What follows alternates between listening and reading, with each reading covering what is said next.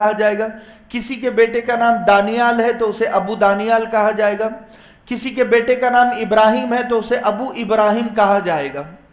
تو حضرت امام مہدی کی کنیت ابو عبداللہ ہوگی، اس کا مطلب آپ کے بیٹے کا نام کیا ہوگا؟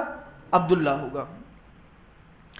حضرت امام مہدی کے بارے میں اللہ کے نبی نے فرمایا یواتی اسمہ بی اسمی، کہ آپ کا نام میرے نام پر ہوگا۔ اللہ کے نبی کا نام کیا تھا؟ محمد۔ اس کا مطلب ہے کہ حضرت امام مہدی کا نام کیا ہوگا؟ محمد۔ اور آپ نے فرمایا کہ یواتی اسم ابیہ بی اسم ابیہ، کہ ان کے والد کا نام میرے والد کے نام کے جیسا ہوگا۔ اللہ کے نبی کے والد کا نام کیا تھا؟ عبداللہ۔ اس کا مطلب حضرت امام مہدی کے والد کا نام کیا ہوگا؟ عبداللہ۔ اب نام کس طرح بن گیا؟ ابو عبداللہ تو یہ کنیت ہے، محمد بن عبداللہ یہ نام ہوگا حضرت امام مہدی علیہ رضوان کا۔ آپ کی لقب اور ٹائٹل اس زمانے میں دیے جاتے تھے، اللہ کے نبی صلی اللہ علیہ وسلم کو بھی دیے گئے، تو آپ کا ایک ٹائٹل ایک لقب ہوگا المہدی۔ المہدی آپ کو کیوں کہا جائے گا؟ کیونکہ ہدایت پر آپ امت کو جمع کر دیں گے۔ دوسرا ٹائٹل آپ کا ہوگا الجابر۔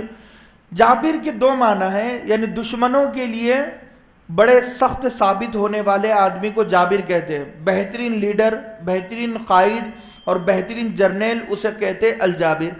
دوسرا مطلب یہ ہے الجبیرہ، یعنی ہر ٹوٹی ہوئی چیز کو جوڑنے والی چیز، جیسے فیویکول ہوتا ہے، اس زمانے میں فیویکوئک ہوتا ہے، یا کوئی اور چیز ہوتی ہے تو عربی میں اسے جبیرہ کہتے ہیں، یعنی ٹوٹی ہوئی امت کو جوڑنے کا کام جبیرہ بن کر حضرت امام مہدی کرے گے۔ آج کے زمانے میں سب ٹوٹے ہوئے ہیں، ماں بیٹے سے ٹوٹی ہوئی، بیٹا ماں سے ٹوٹا ہوا، بھائی بہن سے ٹوٹے ہوئے، یہ جو ٹوٹے ہوئے رشتے ہیں، ٹوٹی ہوئی امت ہے، اس ٹوٹی ہوئی امت کو جوڑنے کا کام حضرت امام مہدی کریں گے، اسی لیے آپ کو الجابر کہا جائے گا۔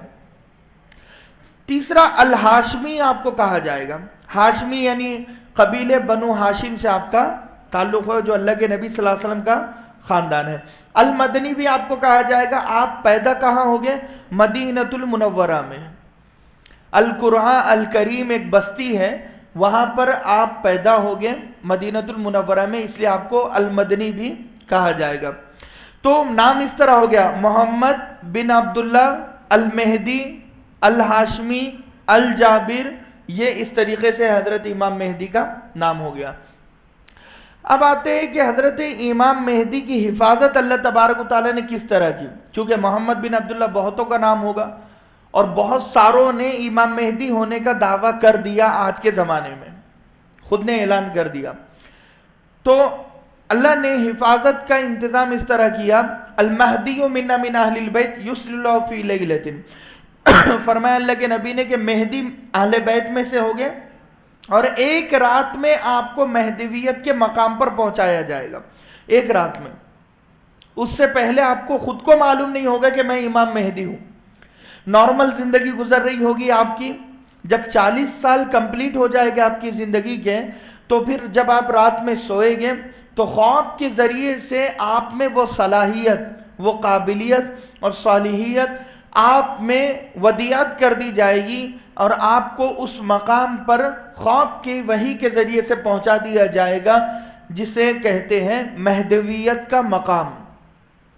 کیوں؟ کیونکہ اگر شروع سے آپ کو پتا ہوتا تھا کہ میں امام مہدی ہوں، تو آپ اپنی بیوی کو بتاتے، بچوں کو بتاتے، اڑوس پڑوس کو بتاتے، اور آپ کو تباہ برباد کر دیا جاتا، مار دیا جاتا۔ اگزامپل، فرعون کو پتا تھا کہ ایک بچہ پیدا ہوگا اور میری بادشاہت کو ختم کرے گا، تو فرعون نے کیا کیا؟ فرعون نے بنی اسرائیل کے 3000 بچوں کو قتل کر دیا، جو چھوٹے چھوٹے بچے ہیں، کہ کوئی بچہ بنی اسرائیل کا بڑا نہ ہونے پائے، اگر بڑا نہیں ہوگا تو میری بادشاہت ختم نہیں ہوگی۔ اسی لیے ایک راستہ یہ ہے کہ بچہ پیدا ہو، اسے ذبح کر دو، اسے کاٹ دو۔ اس نے اس امید پر کہ میرا دشمن بڑا نہ ہونے پائے 3000 بچوں کو قتل کر دیا۔ یہی حال امام مہدی علیہ رضوان کے ساتھ بھی ہو سکتا تھا، لیکن اللہ تبارک و تعالی نے چھپایا۔ بات سمجھ میں آئی؟ تو یہ حضرت امام مہدی کی حفاظت کا انتظام اللہ تبارک و تعالی نے اس طرح کیا۔ دکھتے کیسے ہو گئے آپ؟ وہ تک بتایا حدیث میں، ابو داؤد میں، فرمایا اجل الجبہہ، آپ کی پیشانی چوڑی ہوگی، چوڑی پیشانی ہوگی، اقنى الانف آپ کی ناک کھڑی ہوگی، فی لسانہ شیء آپ کی زبان میں لکنت ہوگی، یعنی تھوڑا اٹک کر آپ بات چیت کر رہے ہوگے. یہ حضرت امام مہدی فرمایا کہ آپ کا رنگ سرخ و سفید ہوگا، یعنی رنگ کے گورے ہوگے، اور سرخ یعنی جب غصہ ہو جاتا ہے آدمی تو لال لال اس کا چہرہ ہو جاتا ہے. بالکل یہی سچویشن حضرت امام مہدی علیہ رضوان کی ہوگی. آپ کو رضی اللہ عنہم کیوں کہا جاتا ہے؟ 3 چیزیں ہیں، کسی کے بارے میں ثابت ہو جائے تو اسے رضی اللہ عنہم کہا جاتا ہے، اور یہ 3 چیزیں صحابہ کے بارے میں ثابت ہوئی، اس لیے آپ کو کہا جاتا ہے. پہلی چیز، دلیل قوی کے ذریعے سے پتہ ہو اس کے ایمان کی گواہی، یعنی یہ ایمان والا ہے، ایک مضبوط طریقے سے پتہ ہونا چاہیے. یہ یا تو قرآن بولے، یا تو حدیث بولے، یا اللہ کے نبی صلی اللہ علیہ وسلم بولے. یہ ہے. تو حضرت امام مہدی کے بارے میں اللہ کے نبی صلی اللہ علیہ وسلم نے گواہی دی، تو ایک ثابت ہو گیا اب دلیل قوی کے ذریعے سے ایمان پر گواہی. اور دوسرا ہے ایمان پر موت اور ایمان پر زندگی ثابت ہو. تو یہ بھی حضرت امام مہدی کے بارے میں حدیث میں یہاں تک آیا ہے کہ آپ کی نماز جنازہ کون پڑھائے گا اور آپ کو کہاں تدفین ہوگی. تو ایمان پر زندگی بھی ثابت ہوئی اور ایمان پر موت بھی ثابت ہوئی، اسی لیے آپ کو رضی اللہ عنہم کہا جاتا ہے. اب امام مہدی کو کیا کہا جائے گا؟ نبی کہے گے، صحابی کہے گے، ولی کہے گے، یا پھر قطب اور ابدال کہے گے؟ تو ہم جب احادیث کو دیکھتے ہیں تو قرآن میں 4 درجے ہیں. اولئک الذین انعم اللہ علیہم من النبیین پہلا درجہ، والصدیقین دوسرا درجہ، والشہداء تیسرا درجہ، والصالحین چوتھا درجہ. یہ 4 درجے قرآن نے بیان کیے. تو حضرت امام مہدی کے بارے میں اللہ کے نبی صلی اللہ علیہ وسلم نے فرمایا کہ وہ صحابہ کے بعد ہوگے. 2 درجہ نبی اور صحابیت کا، تیسرا درجہ تھا یہ شہید اور ولی اور قطب اور ابدال کا. تو یہ 2 درجے ایک ادھر کر دو، اور جو بیچ میں ہے وہ حضرت امام مہدی کا مقام ہے، مقام مہدویت. یعنی آپ نبی نہیں ہوگے، صحابی نہیں ہوگے، لیکن آپ قطب ابدال ولی سے اوپر ہوگے، چاہے وہ کوئی بھی ولی ہو، اس سے اوپر کا مقام آپ کا ہوگا. یہ حضرت امام مہدی کی شخصیت ہے. اب آتے ہیں کہ امام مہدی کس زمانے میں آئے گے. یہ بہت امپورٹنٹ ہے بھئی، کوئی سوئے نہ، تھوڑا ٹیک مت لگاؤ. ماشاءاللہ قربانی دے کر بیٹھے ہیں نا، تو میں جو باتیں آپ کو بتا رہا ہوں نا، یہ کئی حدیثوں کا نچوڑ ہے، بہت محنت لگتی ہے ایک عنوان پورا تیار کرنے میں. تو امام مہدی کس زمانے میں آئے گے؟ تحل الفقر والغربہ، فرمایا کہ جب غربت، فقر و فاقہ، مہنگائی عام ہو جائے گی تو امام مہدی آئے گے. بتاؤ آج کے زمانے میں یہ ہے یا نہیں ہے؟ غریبی ہے، بے روزگاری بھی ہے، مہنگائی بھی ہے. تو ایک نشانی یہ پوری ہو گئی. دوسری نشانی، دریائے فرات خشک ہو جائے گا. 4 دریا ہے جس کے بارے میں اللہ کے نبی نے فرمایا یہ چاروں دریا جنتی ہیں.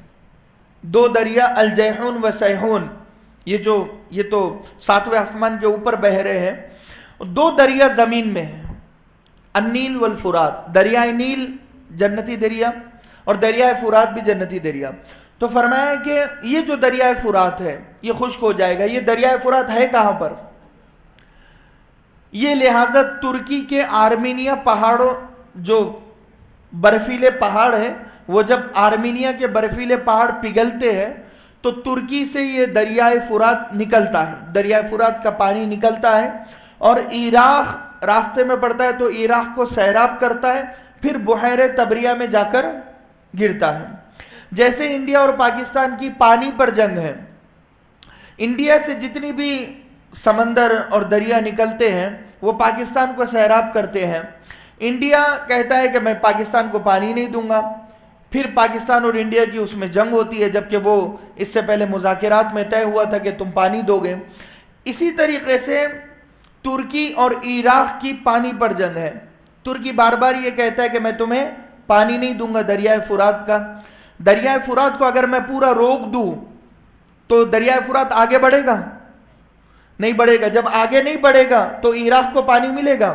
نہیں ملے گا. اس کا مطلب ہے عراق اور ترکی کی جنگ عنقریب ہے. اس سے پہلے ایک مرتبہ وہ جنگ ہوئی ہے. اب جو ہے سچویشن یہ ہے کہ ترکی نے ایک بڑا ڈیم بنایا ہے. اتنا بڑا ڈیم بنایا ہے, 1600 مربع کلومیٹر کا لمبائی اور اس کی چوڑائی ہے.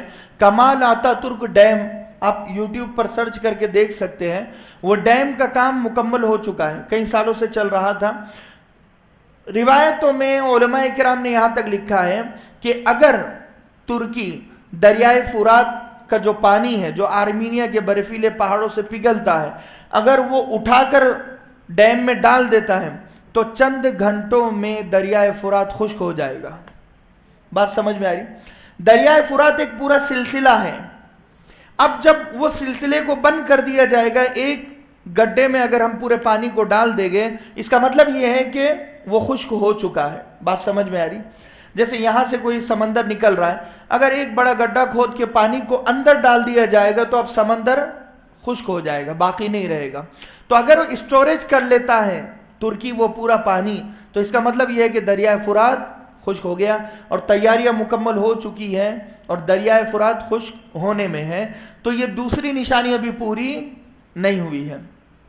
اب آتے تیسری نشانی پر. ایک پوری چین ہے, ایک کڑی ہے, ایک لڑی ہے, آپ کے سمجھ میں آئے گی. 10 محرم کو امام مہدی مابین رکن والمقام حجر اسود اور مقام ابراہیم کے بیچ میں کھڑے ہو کر کہے گے کہ میں امام مہدی ہوں.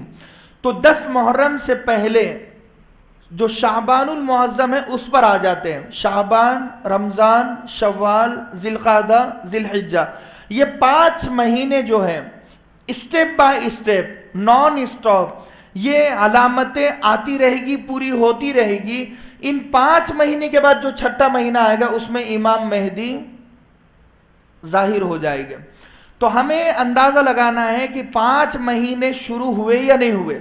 اس کا اندازہ کیسے لگے گا؟ شعبان سے. شعبان المعظم میں کیا ہوگا؟ شعبان المعظم میں مسلمانوں اور کافروں کی بڑی جنگ ہوگی. الملحمۃ العظمی, الملحمۃ الکبریٰ حدیث میں بتایا گیا ہے. تو شعبان المعظم میں یہ جنگ کہاں ہوگی یہ بھی بتایا گیا ہے. اسے انگلش میں آرمک ڈاؤن وار کہتے ہیں.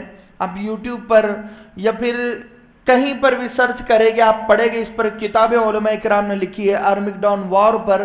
اور ہر مجدو کی جنگ اسے اردو میں کہا جاتا ہے, جنگ ہر مجدو. ہر کہتے ہیں پہاڑوں کو فلسطینی زبان میں, اور مجدو ایک بستی کا نام ہے جو فلسطین میں آباد ہے. وہ بستی کے چاروں طرف پہاڑ ہیں اور بیچ میں بڑا میدان ہے. تو حدیث میں بتایا گیا ہے کہ فلسطین میں یہ پہاڑیوں کے بیچ میں جو میدان ہے مجدو بستی میں, وہاں پر شعبان المعظم میں کافروں کی اور مسلمانوں کی بڑی جنگ ہوگی اور مسلمان بہت زیادہ تعداد میں مارے جائیں گے. یہ شعبان میں ہوگا, خوریزی ہوگی. اب آتے ہیں رمضان المبارک پر. رمضان المبارک کی پہلی تاریخ کے چاند کو چاند گرہن لگے گا. پہلی تاریخ کا چاند چھوٹا ہوتا ہے.